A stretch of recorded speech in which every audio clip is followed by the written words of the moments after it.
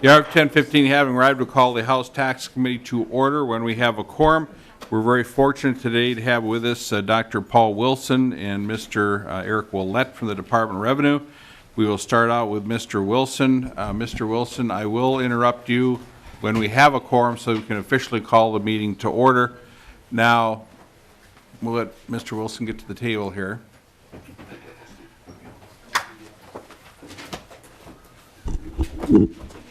Please state your name and who you represent for the record, please, sir.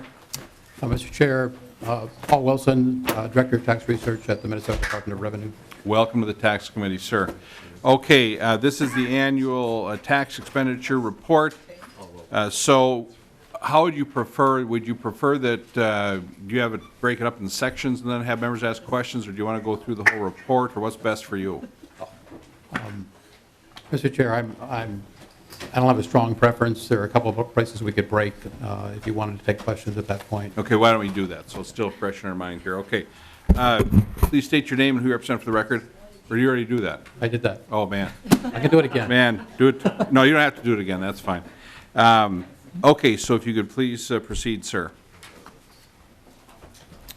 Mr. Chair, members of the committee, it's glad to be here to talk about the tax expenditure budget. I think I discovered when I was preparing for today that 2 years ago when the study came out, I did not present it either. No presentation was made in either the House or the Senate. So we're glad to be here this year to present.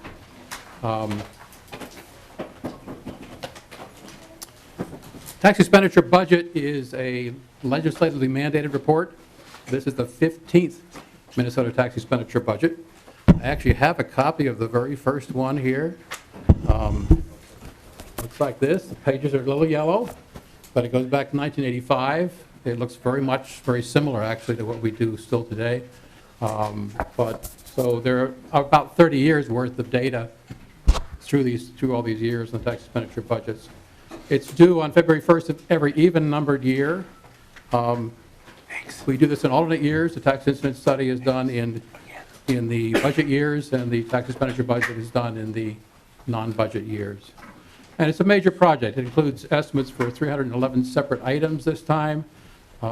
We have 12 analysts, maybe a few more in property taxes if I get them included as well. We have 2 full-time interns for the summer and the fall. It's led by Carolyn Carlson and Randy Sanford. Carolyn has been working on this and keeping the report, protecting its integrity and keeping the quality high for many years on this study. I must admit, I don't do much of the work directly, so I'm reporting on the work of others, certainly in this case. And most work is done in the summer and the fall of 2015.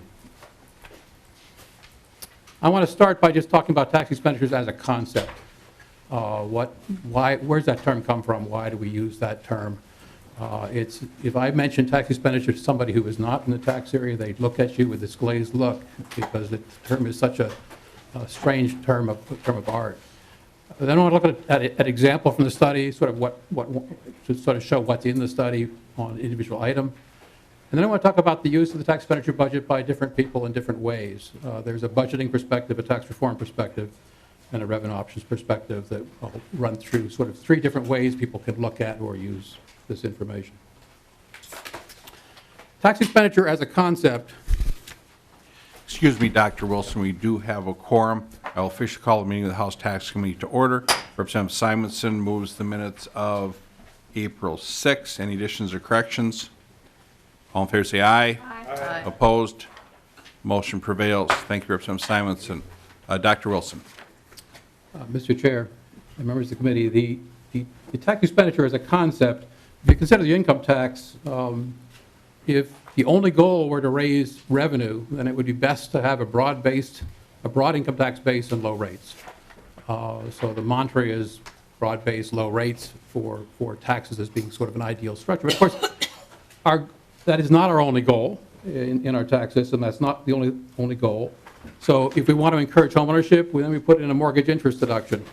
If we want to recognize and reward combat veterans, we put in a combat credit. If we want to help farmers pay for bovine TB testing, and that's a little dated now, but we put in a bovine TB credit.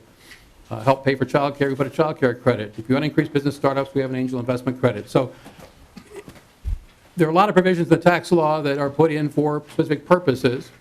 And you could design a direct expenditure program to meet each of those goals. Now, it may not work as well, it may work better, but the idea is that to some extent, a lot of tax provisions are similar to expenditures. The idea of a tax expenditure is that tax expenditures and direct expenditures are alternative means to achieve policy goals. And policymakers, the argument is, should make a conscious choice between a direct expenditure or a tax expenditure and subject tax expenditures to the same scrutiny and overview that we give to direct expenditures in the budget process. Now, tax expenditures are different than direct expenditures in quite a few ways. First of all, there's no line in the budget documents. The only place you'll see the numbers for tax expenditures is in the tax expenditure budget. So if you look in there, there's no line in the budget. So we have a line in the budget for the property tax refund, but we do not have a line in the budget for the mortgage deduction or the deduction for real estate taxes. So there's no line in the budget to look for. There's no regular review process in most cases, and there's generally no limit on the growth over time. Tax expenditures tend to be on autopilot. They're authorized by different committees. So the mortgage interest deduction is in the tax committee, but housing programs will be in a different committee. And so where the tax expenditures, direct expenditures are dealt with in different committees. And because tax information is generally private, there's more limited public access to program information with tax expenditures in many cases. There's also a major political difference. A tax expenditure cuts taxes, and a direct expenditure increases government spending. So while there may be alternative ways to do things, politically, cutting taxes is more popular than increasing expenditures for people. So the choice of which one to use often is based upon the difference the political difference in that way. Tax expenditure is meant to be a neutral term. Okay? It could be tax expenditures may be wonderful or they may be awful, but there's no pejorative sense to the term tax expenditure, at least it was never intended to be. It was intended to be a neutral term. Tax loophole, of course, is not a neutral term. So if we call this tax loophole report, we would probably be making judgments. Tax relief is simply always good, at least it sounds like it. And so tax expenditure is designed to get at this idea of bringing these provisions into the budget process, but is meant to be a non-pejorative way to talk about them. There's sometimes charges of sort of tax expenditures, sort of an idea of liberals because they're usually presented as ways to raise revenue. But the best example of the use of tax expenditure budget that I know of was in the Reagan income tax reform of 1987. Similar state tax reforms have often used their tax expenditures budget for this way as well. In addition, the fair tax and other flat tax proposals often talk about broadening the base dramatically to drop rates, and they're again basing some of that on the ability to get rid of tax expenditures. The whole idea of tax expenditures there as well. And I have a quote here from Martin Feldstein, a conservative economist, saying that cutting tax expenditures is really the best way to reduce government spending. His idea, I think, is that tax expenditures are, to some extent, government spending themselves. So, again, I think the idea here is that tax expenditure is designed to be a non-pejorative way to talk about using the tax system for purposes other than just raising revenue. At the federal level, tax expenditure budgets focus on the income and corporate tax and on the estate tax. We have taxes at the state level that the federal government doesn't. So we include a lot of different taxes in here. You'll see this is just a simple count by item. The counts are sort of meaningless, but you can tell that the individual income and corporate tax are large, the sales tax and property tax. So that's where the emphasis is, and that's what I'll be talking about today. I will be having Eric Willett is here to talk about the property tax, any questions on property tax, and he has a few slides later on the property tax items directly. So what is included in the tax incidence study in terms of an item? If we look at one item, home mortgage interest is one that's understood, so it's a good one to talk about. It's item 1.69 of the report on page 62 of the report. There's no real need to turn to that page, but that's where you'd find this. And each of these items begins with a legal citation at the top. So where can you find this, a tax provision that creates this tax expenditure? And that's followed by a description of current law. In this case, it describes the limits on the itemized deduction for interest paid on debt secured by a principal or second residence. So some description, a brief description of what the provision does. That's followed by some history. When did this start? How was it changed in recent years? And when we can, it includes the number of people or businesses affected at the bottom. And finally, at the very bottom, we have the dollar impact.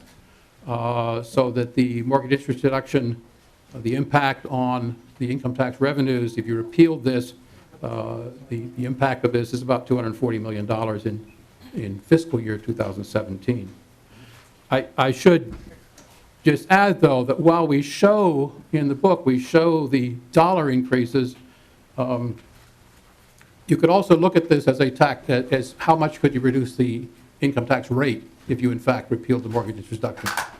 And in tax year 2016, each 0.1% change in all four tax rates, the 5.35, 7.05, 7.85, and 9.85 rates, a 0.1 percentage point change in all four has a $151 million impact. So one way of looking at that is that if you look at this home mortgage interest, if you didn't have it, you could drop the tax rate in each bracket by 0.15 percentage points.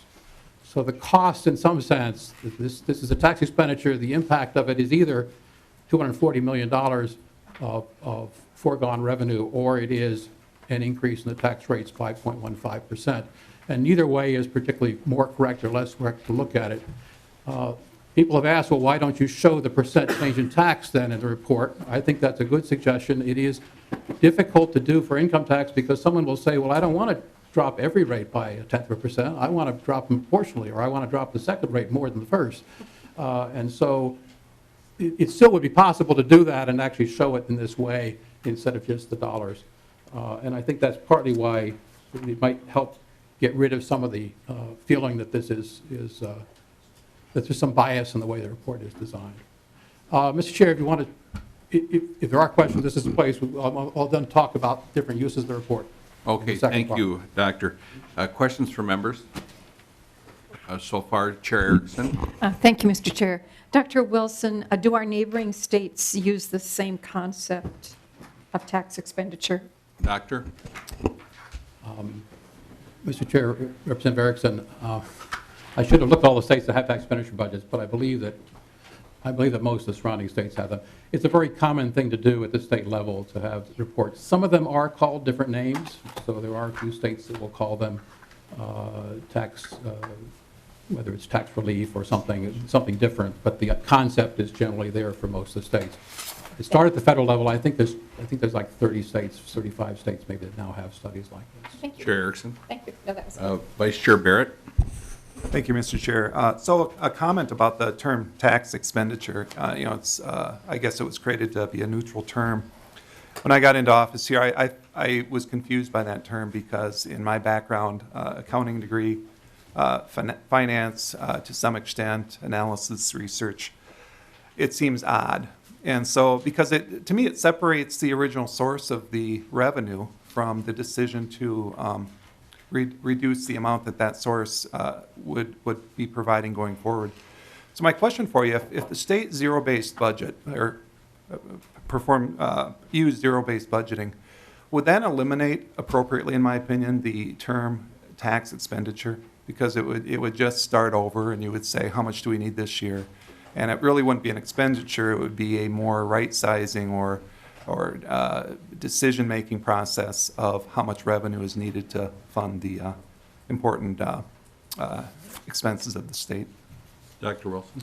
Mr. Chair, Representative Barrett, I think as long as you have a tax like an income tax that has a lot of provisions in it that are not just aimed at raising revenue, I think you still would have tax expenditures. I mean, if you started from zero every time and you asked each time, should we have this tax expenditure, should we define it that way, you'd be reviewing the tax expenditures the same way you review other expenditures, and that would certainly meet that would certainly be what anyone who likes tax expenditures, that would be the best thing, would be to review all of them equally, rather than focusing on the expenditure side rather than the tax side.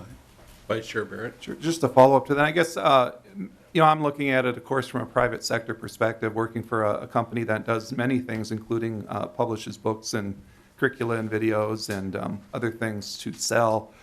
We look at the revenue that comes in and the expenses, and if the expenses are higher, then we'd either reduce those expenses or increase revenue, which is what I think the state would do. Wouldn't consider that revenue to be an expense at all, because it's actually providing the resources to fund the needs. But I think we would if it became a deficit. I think maybe I'm thinking of one example. I think the earned income tax credit would be one in which it's a refundable credit. So I think that would be an expense, because that actually the net effect of it is to remove resources from the state to those that might need it. Can you just give me your thoughts on that description? Or I realize the private sector does things differently, but sometimes they're better than what the state does. Dr. Wilson? Mr. Chair, Representative Barrett, the irony is that some states don't include the refundable credits as tax expenditures because they are considered more like a direct expenditure. But I mean, people often try to make that distinction. If it's less than zero, then it's got to be then it's an expenditure. But the whole notion of a tax expenditure is not that it's less than zero. It's that you are defining a tax base. I mean, if you were a business and you were out and you were making money from different products, you might decide to change your pricing on different products in response to marketing as well. So you don't only say, well, what's the revenue? I got to adjust to it. You also do things to change your revenue stream and to go in different areas. So I don't think businesses don't look at the revenue side other than just simply taking it. And I mean, you know that. But I mean, I'm not sure it's that much of a dichotomy. But the basic idea here is you've got direct expenditures, and you could do the same thing pretty much through the tax code. I mean, think about some of the ones that are listed. I mean, take a real simple one that I don't think is really relevant anymore, the bovine TB credit. That could have been done as a direct expenditure by the Ag Department. Instead, it was done as a tax credit. You pretty much, the Department of Revenue's influence in that was pretty small, because it wasn't what we do. Someone sent us something saying they had paid this money, and we gave them a credit. It didn't depend on income. It didn't depend on anything else. And so it looks just like a direct expenditure to me.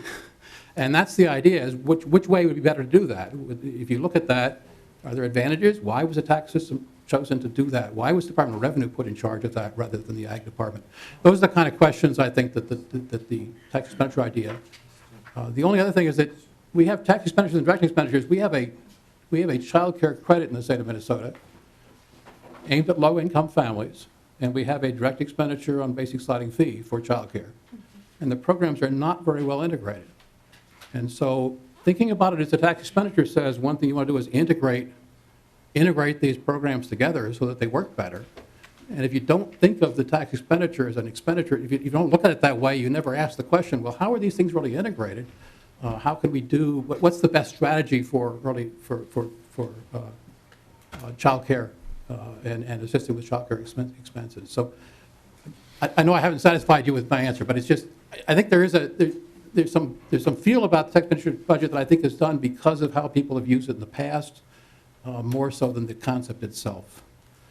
So if you think of people just going through and plucking ideas out of the tax expenditure budget and saying, well, here's a way to raise revenue, if that's the only way it were used, then I could see that it really is sort of a different animal. But that's not the only way to use the tax expenditure budget. Vice Chair Barrett. I have a question, Dr. Wilson, on page 3, slide 6. It says tax expenditure, tax loophole, tax relief. Could you give me an example of a tax loophole? I have great interest in A those. tax loophole is just a tax expenditure you don't like, Mr. Chair. But I like all loopholes. Oh, you like all of them? Yeah. So then they don't exist. Then the term is meaningless. Okay. I've always wondered about that term, because if it's legal, but it's called a loophole, yeah, if we don't like it, it's called a loophole. Why is it called a loophole if it's legal? If it's legal, can it be a loophole? Mr. Chair, this is why we don't use the term in our reports. We'll talk about that later. Dr. Wilson, any other questions for Dr. Wilson at this point? Dr. Wilson, please proceed. Okay, I want to proceed by just talking about three different ways people can look at the tax expenditure budget. I'm sort of looking at it from a user perspective. What could you do with it? What do people tend to do with it? What's the usefulness of it? The first is a budget perspective, comparing the effectiveness, where the goal is to compare the effectiveness of direct expenditures and tax expenditures that have a similar purpose. The second perspective is a tax reform perspective. Basically, how low can we go? How much could we reduce tax rates if we repealed or modified selective tax expenditures? In other words, looking at it as a base broadening rate reduction kind of using it for that purpose. And third perspective is basically the revenue menu, looking for ways to raise revenue without raising rates. I want to talk about each of those in turn.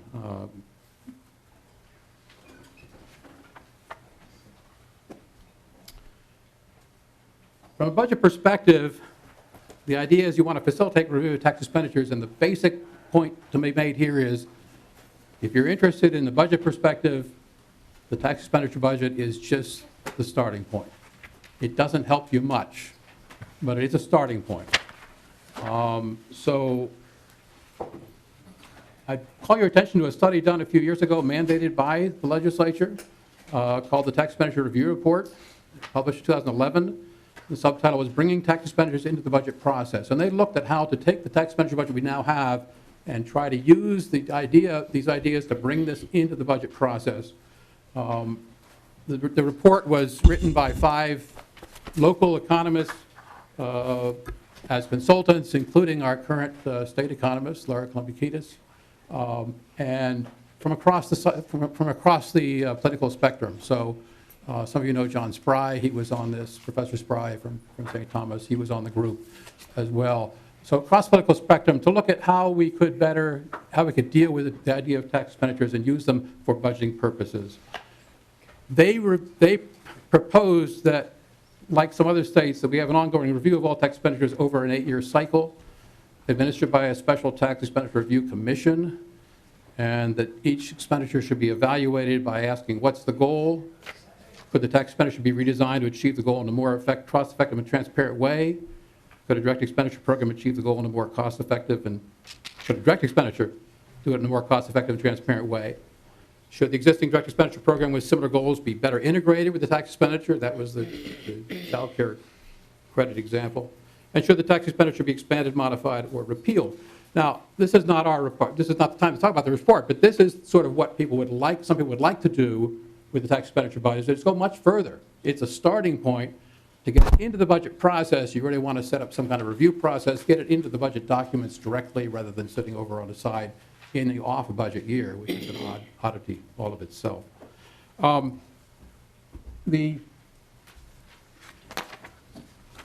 tax expenditure budget, you saw what we do with each of them. We have no evaluation of tax expenditures in our report at all. We don't say whether they're good or bad or a loophole. Okay?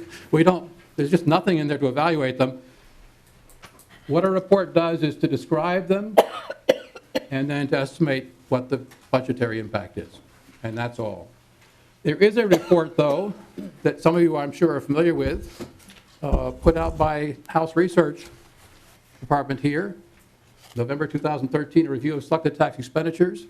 And in this report, this report evaluated 25 income tax and 19 sales tax items. And for each item, there's a discussion of what the objective is. They talk about related spending programs.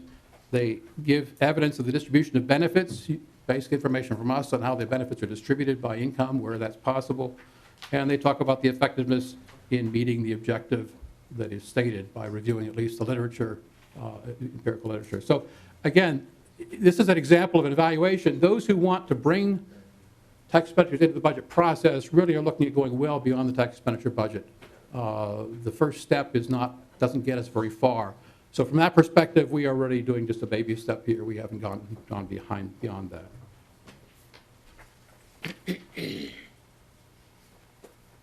From a tax reform perspective, so the second perspective is basically how low can we go kind of a thing. And I want to urge some caution here because there's a tendency for people to add up all the tax expenditures and say, wow, we could broaden the base that much and we could drop the rate way down. And I want to give some cautions, both on the income tax side and the sales tax side, about doing that with the tax expenditure budget. There are 3 cautions I want on the income and corporate tax side, 3 cautions about doing that. The first is that if you repealed some of the listed tax expenditures in the report, you would significantly increase complexity. We usually think about simplifying the tax system by getting rid of special provisions. But if you get rid of these provisions, you're going to make life much more difficult if Minnesota does it alone. Particularly because Minnesota piggybacks on many federal tax provisions of the income tax that affect the timing of taxes. You put money into an IRA and you don't pay tax then, and then when you take it out, you pay tax later. If you don't do that, if we differ from the feds, you've got to keep separate books on the IRAs all the way through, one for state tax purposes, one for federal tax purposes. Accelerated depreciation is similar, deferred compensation, pensions. All of these are examples where we include these in our tax expenditure budget, and if the federal government took action on some of them, it would be easy for us to go along. But to do it alone is extremely difficult. And so those really shouldn't be, if you're looking at broadening the base and lowering the rate, you really don't want to include those dollars because if you include those dollars, you're going to look like you can do much more than you really can. The second point is that in some cases, we list things in there that wouldn't cause timing problems, wouldn't cause you to keep 2 sets of books, but it might be really hard for people to comply with them and for us to get compliance. If an item is not taxed federally, and it's not reported in the federal tax return, and it's not subject to federal reporting requirements like a 1099, then the taxpayer may not have any clue what the number should be, and certainly we won't have much of a clue what the number should be. So if we started taxing some employee fringe benefits, for example, that the federal government doesn't tax, and they don't put it on the W-2 because they don't tax it, so it doesn't show up there, and there's no 1099 for it because the federal government doesn't care, it's not taxable, then we will have a hard time getting information on that. Now, you face this on a lot of other different areas too. A lot of proposals you have, we run into informational problems. But I want to point that out because we don't leave things out of the study just because there would be an informational problem. The decision is to put them in there because they really are a reduction in revenue from not having that in the tax base. But you don't want to count that, and you really want to be careful in dealing with those kinds of examples. And the third, on the income taxes, the third thing to be aware of is that there are interactions among proposals, among items. So repealing multiple itemized deductions is going to raise less than the sum of the estimates. So if you just add up the itemized deductions, you get $729 million of costs to Minnesota from allowing itemized deductions on the income tax return. That's a big number, 729. But if you actually repealed them all at the same time, you'd only get 516 by our models. A third of the money goes away. And why does it go away? Because if you get rid of the first itemized deduction, say mortgage interest, then people have already become, they sort of effectively standard deduction people. They're down to the standard deduction. And then when you get rid of the charitable contributions one, well, they're no longer going to benefit from it. But if you got rid of the charitable contributions one first, they would. So each of the estimates is assuming only that one thing changes. If you change multiple things, you can get less revenue coming in from them combined. And this is the strongest example and the one that you really have to be aware of. I think a few years ago we had a bill to modify some itemized deductions. The numbers came in much lower than were expected because people had looked at some items in the tax expenditure budget. So with those 3 conditions, what can we say about broadening the base and lowering the rate for the individual income tax? The slide here shows, the first thing to look at is the number in red. The number in red, this is in millions, although it doesn't say that. This is in millions, so this is $6 billion. If you add up the tax expenditures and adjust for the itemized deduction interaction, there's about $6 billion of tax expenditures in the income tax area. Just adding up all the numbers in the tax expenditure budget for income tax, individual income tax. If you look at the number in blue at the bottom, we collect, in fiscal year 17, we expect to collect $11 billion in revenue. So it looks like the tax expenditures in the book are 54% of collections. So the tax expenditure numbers are 54% as much. That suggests if you got rid of them all, you could expand the tax base by 54%, and that would let you lower the tax rate considerably. The problem is, as we said, those that would pose few or no administrative problems, not timing and not information problems, is only 14% of collections. The bulk of these are federal items that we would have an awful time conforming to, going alone on. And so to add these up gives you a very misleading picture. Instead of being able to reduce the tax rates by a third, you can reduce them by roughly 12, 13% if you did this. You could go from 5.35% down to 4.7, to 7.05 down to, in other words, you could do all these proportional reductions is what I'm looking at here, and reduce them all proportionally, but that's how far you would get if you did every item in there. This is why when we began doing income tax reform work for when Governor Dayton was elected, we looked at a lot of options. It's really hard to find an easy way to reduce tax rates much by broadening the base in the income tax area, despite what it looks like in the tax expenditure budget. So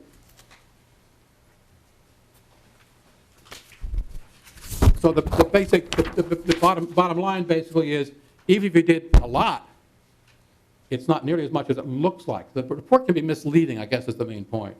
And this, of course, with the little bit you're doing here, the quote little bit, it's actually a lot, because you'd be taxing all Social Security benefits, you'd be getting rid of the work and family credit, you'd be getting rid of the angel credit, you'd be getting rid of all itemized deductions. In other words, those are the kind of things that are in here. So you've got the base broadening and lowering the rate is very tough here. If we look at the corporate tax, it's a little different. There's about almost $1 billion of tax expenditures if you add them up. That's 79% of collections in fiscal year 17.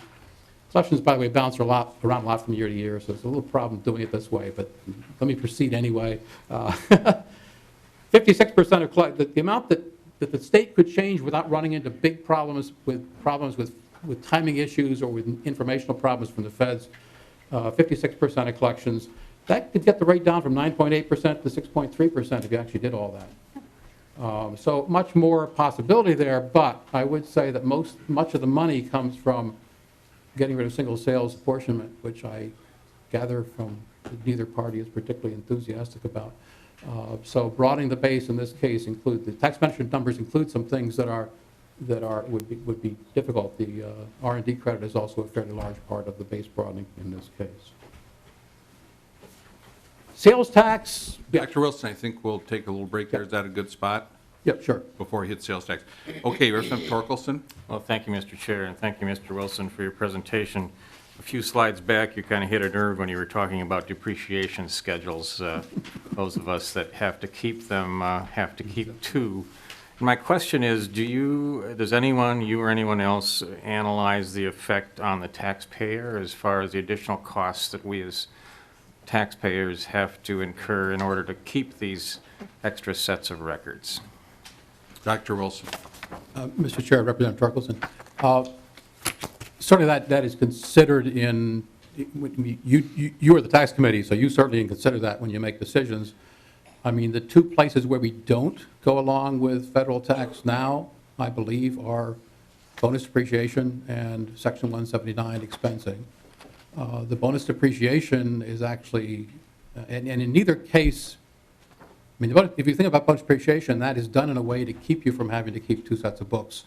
The adjustment is fairly simple in that case. I know you don't like it, but it's not. The complexity introduced by the bonus depreciation fix. If we didn't go along with the bonus depreciation at all, and we just said, we're going to make you do your old tax, we're going to make you do it, depreciate under our old rules without bonus depreciation, you would have to keep two sets of books. But the bonus depreciation fix, in some sense, gets rid of that to a large extent. Now, Section 179 is a lot tougher because there the calculations that you have to go through are much more complicated. But those are the two places we don't go. I think in every other area, I'm looking at Joel to see if every other area, we actually do conform to federal rules now. In the early 1980s, the state disconnected from the ACRS or some of President Reagan's changes in depreciation. We disconnected, and it took us a long time to unravel that when we later on to sort of get back to where we had been. So there have been examples where we haven't, but those are the only two examples right now. Chair Torkelson. Well, thank you, Mr. Chair. My comment is that once we start down a path like this where we separate from federal guidelines, it's very difficult to get back in track because it becomes expensive as we go through time. But it is a hardship for some of us, you know, it's not a life-ending hardship, but it's extra bookkeeping, it's an extra step in the decision-making process as those of us that consider capital investments just try to decide how it's going to affect us on our tax forms. So thank you for that, Mr. Chair. Thank you, Chair Torkelson. Point well taken. Representative Loeffler. Thank you, Mr. Chair, and Dr. Wilson. For most individuals to take advantage of these, they have to itemize, not exclusively. But I forget and wondered if you could remind us again what percentage of individuals or households itemize versus those that use the standard deduction. Dr. Wilson. Mr. Chair, Representative Loeffler, I believe it's in the low 40% to itemized deductions federally. I think the problem is that because the state law requires you to add back your state income tax, quite a few, not a whole bunch, but some who itemize federally also, they basically, once that add back, they get down to the standard deduction. And so in some sense, we still call them itemizers, but they're not getting any state tax benefit from itemized deductions. So that would bring the numbers down a bit below that. I can get you the percentages, but I don't recall. Representative Loeffler. Thank you. I just think it's important to remember that for majority of our constituents, they're not at a point economically where these things come into play. They're important for a lot of other people, but it's a mixed experience. Thank you. Representative Simonson. Thank you, Mr. Chair, and Dr. Wilson, thank you for your presentation so far. My question is about, we talk about these 311 expenditures, and, clearly a portion of them are tied to federal conformity. But do you have a sense off the top of your head about how many of the 311 are somewhat or somehow tied to federal conformity? Dr. Wilson. Mr. Chair, Representative Simonson, the tax expenditure budget is organized in a way that you can actually go through and find that easily. I could look through and look at the counts, but in the income tax, it starts with federal exclusions, and then it has a section on federal deductions, and those are all tied to the feds. And after you get through that section into the Minnesota specific ones, then you're no longer in those. So for each tax, you could identify. It's really only the income tax and the corporate tax, but in each case, you could look at the numbers that are not that are tied to federal law. Now, we don't always match federal law perfectly, so some of them are in there, and we still differ a little bit from federal law. But I think that's fairly easy to identify in the way the report is organized. Representative Simonson. Thank you, Mr. Chair. One follow-up, and if this slide is coming or if this answer is later on in your presentation, feel free to wait. But do you have and I could look in the book, I guess, myself and find it, but do you have a total for, say, 2016 or 2017 of what the value of the 311 expenditures is? Dr. Wilson. Mr. Chair, Representative Simonson, I have not brought that total. I have a total for the individual, and the sales tax in here. But again, they can be added together, but you run into some of these problems with adding together. We discourage adding all the numbers together because of interactions in general. So we don't show. I actually think that there is online. There is a place online you can go, and if you go to the tax expenditure budget on our website, you can click on there's a table that you can click on right below that. It's an Excel table that lists them all, and I think it actually does show a total at the bottom for all of them. So I guess we do have it out there, and I've been criticized for having it there. So the total by people inside the department. But so you could add them all. I think they are all added up in that situation. But that doesn't take the interactions into account at all. It doesn't take the interactions into account for itemized deductions, for example. So it's giving you an overstatement of the total. Representative Simonson. Thank you, Mr. Chair. And to that point, yeah, I can go and do the math myself too, and I agree that you have to consider the interactions, which essentially changes the bottom line. But I want to say that a couple of years ago when we talked about perhaps the inclusion of some sunsets or the inclusion of some trigger dates in law that would require reviews of some of these expenditures, I want to say that the amount that the state of Minnesota was spending on tax expenditures was in the neighborhood of $11 billion. Now, give or take $1 billion or $2 billion, but it's a significant number, is it not, Mr. Wilson? Dr. Wilson. Mr. Chair, Simon said we have, if there's 6 billion for individual income tax and another billion, that's 7, plus for sales tax, you've got 13 already with just those 3 tax types. So certainly more than 11. Representative Simons? Thanks.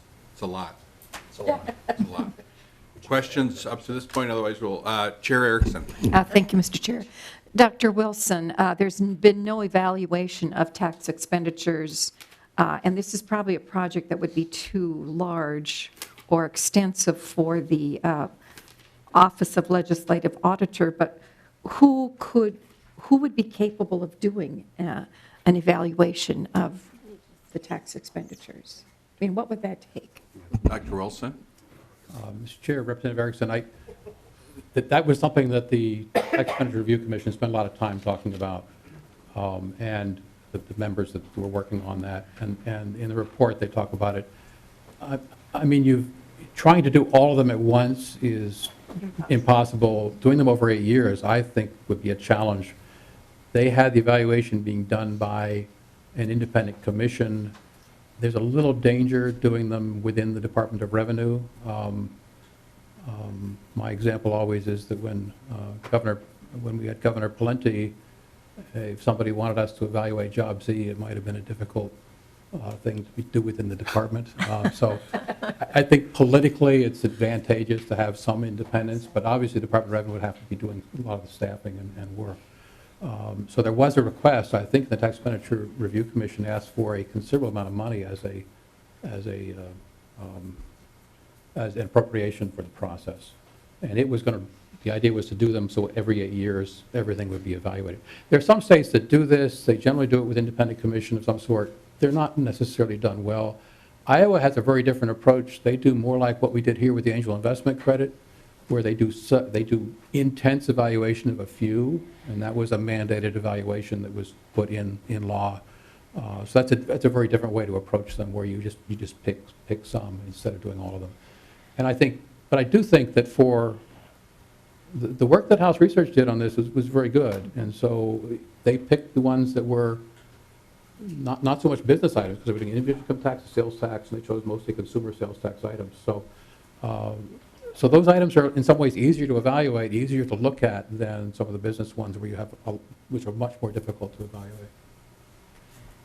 We have, I might say, we do not have staff trained in evaluation. So that's part of the problem, is that the staff that does revenue estimating is not necessarily, skills for that are not necessarily the same as the skills for evaluation. So that's another reason to have additional staff needed. Chair Erickson? So, Mr. Chair, Mr. Michael, you must have been involved in the review that was done in 2013. To what extent do you get into the evaluative side? Because I've not read it, but I will be sure that I do. Mr. Michael? Mr. Chairman, Representative Erickson, essentially what we did was to try as best as we could to identify what the objective was, what the objective is for the tax expenditure, either based on, what we recalled from the legislative process or what was sort of generally conventional wisdom. In terms of evaluation, what we did was try to synthesize as much as possible from peer-reviewed literature and government reports that have evaluated those tax expenditures, and then sort of just provide a summary of that. We did not, I think the sort of thing that the commission was envisioning would have been a much more intensive and comprehensive analysis, where they would do actual research on an analysis of those provisions. That's a much bigger enterprise. So largely what we were trying to do was to summarize what academics and government researchers, usually at the federal level, had done on those tax expenditures. Thank you, Mr. Chair Chair. Erickson? Dr. Wilson, and I should probably know this, I don't though, what's the makeup of the Tax Expenditure Review Commission? How many members are there? Who appoints them? Are there any legislators? I don't recall either. I know it was I think it was being appointed by members by the House and members by the Senate, and maybe something by the governor as well. Could you just make sure I'm never appointed to that? I'll be watching for that appointment. Okay, any other questions for Dr. Wilson at this point? Otherwise, we'll go into, on page 9, tax reform perspective, sales taxes. Dr. Wilson. Okay, in the sales tax, again, you can add them all up and look at how much the base would increase. You still have some different problems. These are different, there's no federal sales tax, so we don't have to worry about federal timing issues or anything. Any informational problems that are out there are going to be, they're not, because it's not data reported by Fed. So this is, sales tax is totally different, but there are some cautions, 2 cautions ready to give in using the tax expenditure report this way. The first of them is that for our purposes, tax expenditures include any non-taxable as defined, and has been defined since 1985, to include any non-taxable sale of tangible personal property or services to the final user. Now, to the final user means we're not including a lot of intermediate purchases by businesses if they're exempted, so that, for example, the use of materials in manufacturing or the purchase for resale are not considered tax expenditures because they're not being sold to the final purchaser, final user. But capital equipment is being sold to the final user, so we actually include the capital equipment, the exemption of capital equipment, telecom equipment, et cetera. That is included as tax expenditures. It's important to point that out, that we got some in here that are that way. Business services also are being purchased by business almost by definition. So when businesses hire accountants to work for them, that's the sale of a purchase of a business service, and business services are considered to be purchased by a final user. And so we do include in our selective services a lot of business services as well, and the cost of those. A lot of people who look at the sales tax, particularly economists of the sales tax, think of it as a consumption tax. I mean, it's a tax on consumption, isn't it? But of course, we know it really isn't a tax on consumption because it includes some business purchases as well. If you're looking at expanding the tax base to drop the rate, then you've got to pay attention to whether your expansion is business purchases or whether you're focusing on consumers. So that's the first thing, and the next slide we'll talk about the numbers a little bit. The tax expenditure budget also, on the other direction, does not include some consumer services. So if you actually look at the report and you say what's missing is medical services, educational services, housing services like rent, and construction services. Now, they're left out for various reasons. I don't know that we can justify why certain ones are chosen to be left out. It's more of an historical anomaly. But just realize that some things aren't in there. So if you were to do something like the fair tax, which is a much broader tax base, a lot of these things would be in there in the base as well, even though they're not, we don't have them as tax expenditures in the reported. So if you look at the sales tax, there are about $6.8 billion of tax expenditures reported in the report, the red number on that page, $6.8 billion of tax expenditures. We only collect $5.7 billion of revenue. Now, this is the number, this is sales tax at the 6.875% rate. So actually, I've taken out things that don't depend upon the rate, so we can talk about a rate reduction here. So it won't match exactly what's in, but this is how much comes in just the sales tax at just the 6.875% rate. So I don't have the added amount for alcohol in there, for example.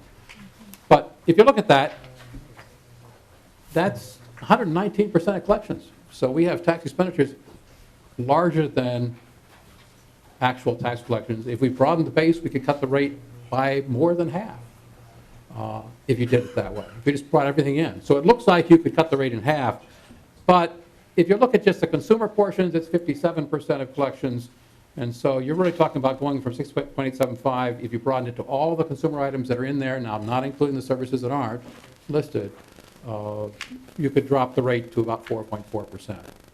Again, this is taxing clothing, and it's taxing food, and it's taxing consumer services and haircuts, and it's taxing a lot of things that would be difficult to broaden the base to. But that's, if you want to think about lower rate and broader base, those are probably the numbers you'd be looking at rather than looking at. So adding these up, in other words, is you got to be careful in the sales tax area what you add up. Now, you could say you want to tax purchases by government and purchases by nonprofits as well. But business purchases are a big part of this. And again, if you broaden the business purchases, you can get the rate down a lot further. But be aware that's why it's coming down, is because you're broadening it to business. You're not broadening a consumption tax. You're broadening the sales tax, which includes other items. The last thing I want to talk about just briefly is using the tax expenditure budget as a menu of alternatives. Okay, if you're looking, if you need a little more money, let's look at the tax expenditure budget and find an item that costs about the right amount, that raises about the right amount. And now this is how a lot of people think the tax expenditure budget is used. I'll let those in the tax committee decide if this is really how it's used. But there are some things to be aware of. Tax expenditure budget estimates are not revenue estimates. They're not the same thing. They have different types of assumptions. And so be very careful. Don't expect the revenue estimate for something to be the same number as in the tax expenditure budget for a number of reasons.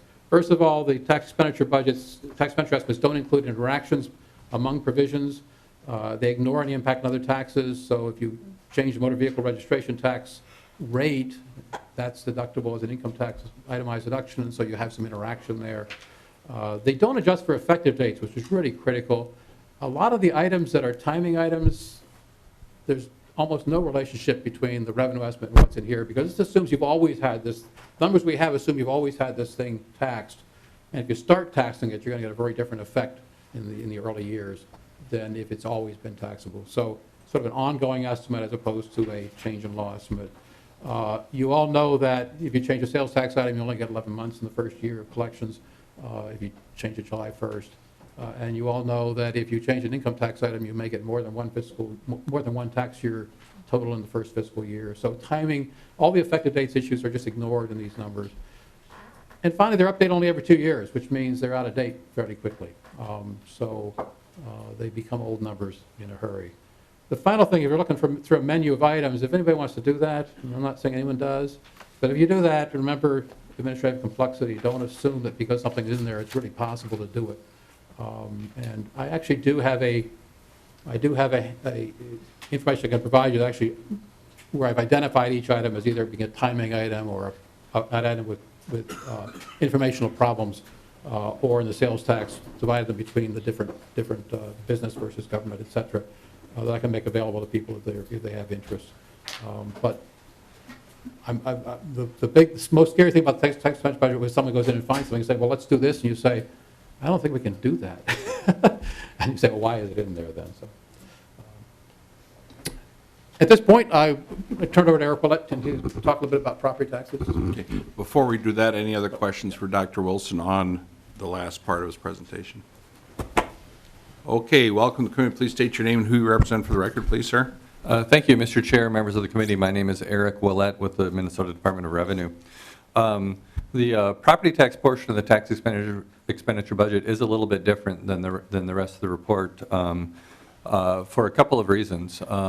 If you were to eliminate a tax expenditure in the sales tax or the income tax, that would increase the tax burden for the individuals who benefit from it, but it would have no impact on other income taxpayers who don't take advantage of that tax expenditure.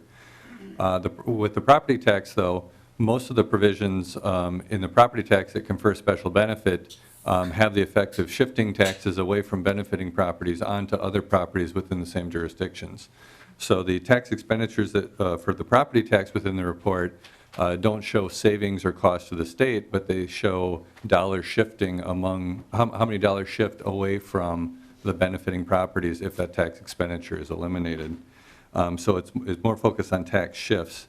Now, there are provisions in the property tax system where there are no shifts, the credits where the state is paying a portion of a taxpayer's dollar.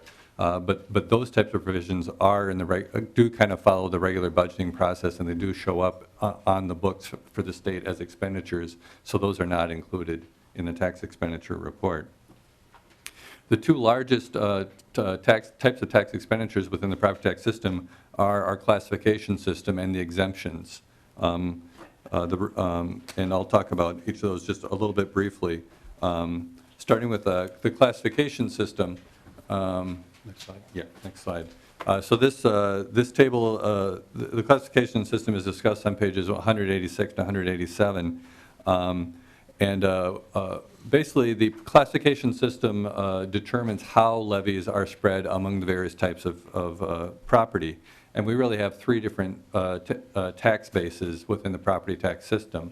Most property taxes are spread on what's called net tax capacity, and there are rates that determine how those levies are spread between different types of property, generally giving the most advantage to agricultural land and secondarily to homestead land at the expense of business property. Then there's some levies, about 10% of taxes are spread on what's called referendum market value, which is closely mirrors just what the market value of the property is. And then the third one is the state general property tax, which is paid only by business and seasonal recreational property. So what this table shows is if you took all the property tax levies in the state and you simply spread them on market value, on taxable market value, how would the who pays the tax change? And that's what you see in the table in the PowerPoint that shows a lot of shifting onto homestead and farm property and away from business property if we had a simple market value system for all the levies. Now, this assumes that no change in levy behavior. This assumes that local governments would levy exactly the same number of dollars even if the tax base was significantly different. That's probably not an accurate assumption, but it illustrates the impact of the classification system on the different types of property. Finally, a slide that isn't in your packet because we just added it this morning, but it is in your report on page about 190. I'm not exactly sure where, but this shows the impact of exempting property from the property tax. Now, importantly, there are some types of property that are exempt under the Minnesota Constitution or federal law, and those are not shown in the tax expenditure budget because statutory changes. You don't have the authority under statute. Page 185. Thanks, Paul.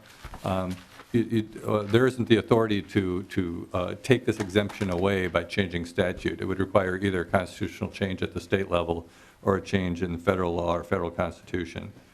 So the ones shown in the report are the ones where state statute has conferred exemption.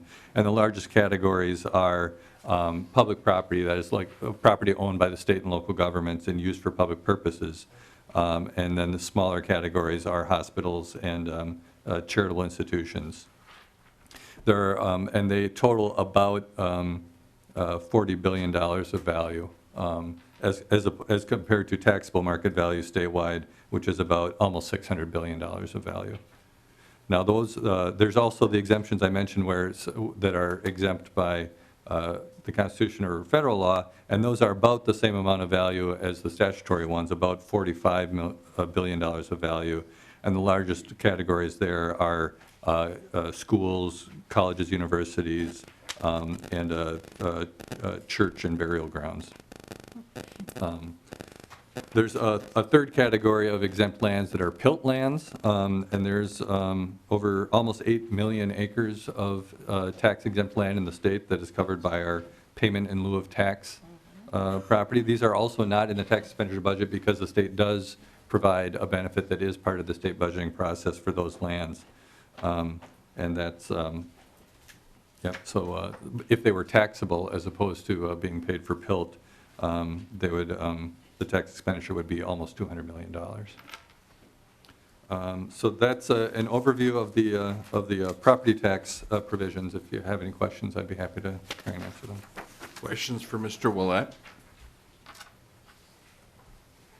Okay, with that, I want to thank Dr. Wilson and Mr. Willett for your presentation. Yeah, thank you very much. This one, Mr. Chair, I would just Dr. Wilson. make one comment. The last two slides made a couple comments here about when things are in the tax expenditure budget or not, and it just describes our rules for deciding whether something really is a tax expenditure. And you've heard some examples where Eric Willett said certain things aren't in for certain reasons. I would just make one comment. The Super Bowl tickets exemption has shown up in the budget, in the tax expenditure budget for the first time, because it's always been zero before, and we don't put items that are zero in the report. So, but exactly how these are selected is important, and I can talk about them, but they're written out here, so I don't. Okay. Any other questions for Mr. Willett or Dr. Wilson? We want to thank you very much. Very, very good presentation. With that, is there anything else for the good of the order? If not, please be looking for your emails for the agenda for Tuesday. And some members have been getting back to me with items that are important to them, and please feel free to do that. Stop by, have a cup of coffee, or talk to me on the House floor, and we'll see where we're at. So with that, good government all the time. We are adjourned.